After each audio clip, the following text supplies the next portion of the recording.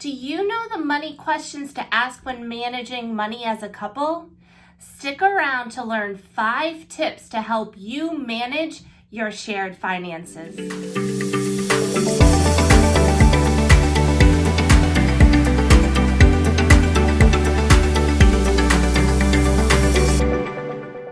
When you marry or simply share a household with someone, your life changes and your approach to managing your money may change as well.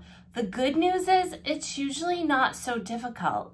At some point, you'll have to ask yourself some money questions, questions that pertain to not only to your shared finances, but also to your individual finances.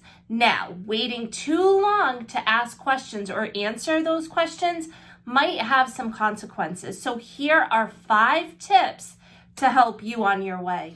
Tip number 1, how do you propose setting priorities? One of the first priorities should be just setting aside dollars that you can have for an emergency fund. And if you don't have enough based on where your expenses are, then come up with a plan to build that emergency fund. And then there are other questions that you should ask. This is a hot topic that comes up with a number of my clients. Should you open joint accounts? That's going to be a personal preference of what you're comfortable with. Now, if you're both working, then you should probably each have individual accounts and then open a joint account for the shared household expenses. That will allow you to funnel money into that, make the payments out, and you'll be able to run budgets off of what you have on your personal, but more importantly, what's going out jointly for the household. That can help you, especially if you've got other goals or trying to buy homes and things like that. And then another one, should you title assets that are owned by both of you? So again, that's going to be different depending on if you are married, if you're not married but you're living together. Those are things that you definitely want to talk with an advisor and potentially meet with an estate attorney. Tip number 2, how much will you spend and save? So budgeting can help you arrive at your answer. A simple budget, an elaborate budget, or any attempt at a budget can prove more informative than you realize. So a thorough line item budget that you can kind of go over, look at first, what's coming in for your income, what's going out for expenses. I like the 50-30-20 budget. If you have questions on that, I've done videos on them. If you haven't heard, I also have a course called The Debt Fix. I go through that and will teach you how to do that. But one thing, if you're not with the term, I want a budget, go through your bank statements, go through your credit card statements, and at least have an understanding of, again, what's coming in for income, what's going out for expenses, because that's going to allow you to start implement and putting together some strategies to reach your goals as a couple. Tip number 3, how often will you check up on your financial progress? When finances affect 2 people rather than one, statements can become important. Checking in on these details at least once a month, or if you're not doing that, you need to at least be doing it once a quarter. I recommend setting aside in your calendar money dates. Maybe you do it once in the middle of the month. Maybe starting out, you might want to do it every other week. Can be as little as 15 to 20 minutes, but you need to be looking at these numbers. You need to know what money's coming in and what needs to go out. The more that you can do this, the easier it's going to get. And arguments can be avoided when money misunderstandings are resolved through these checkups.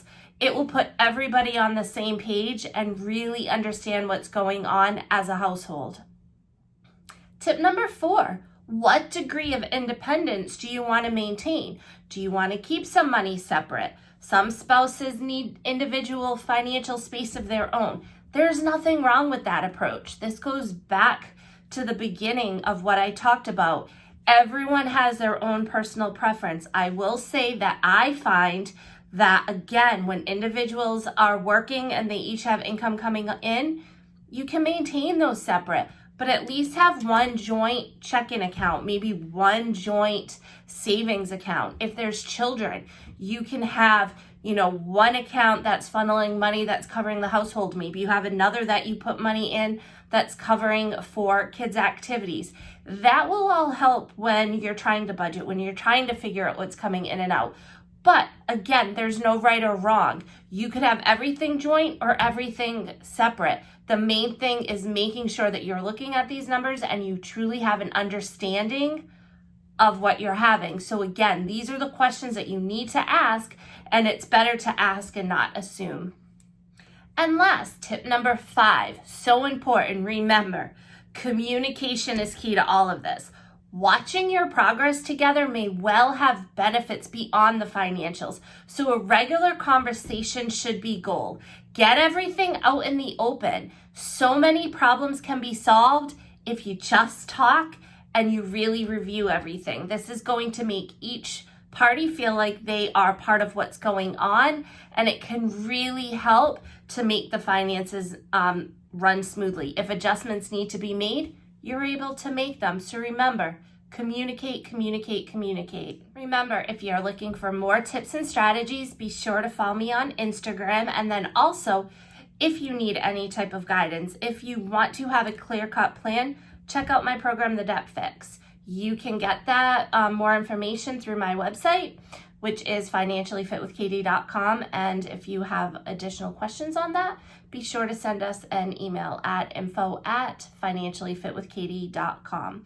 Until next time, take care, be well, bye.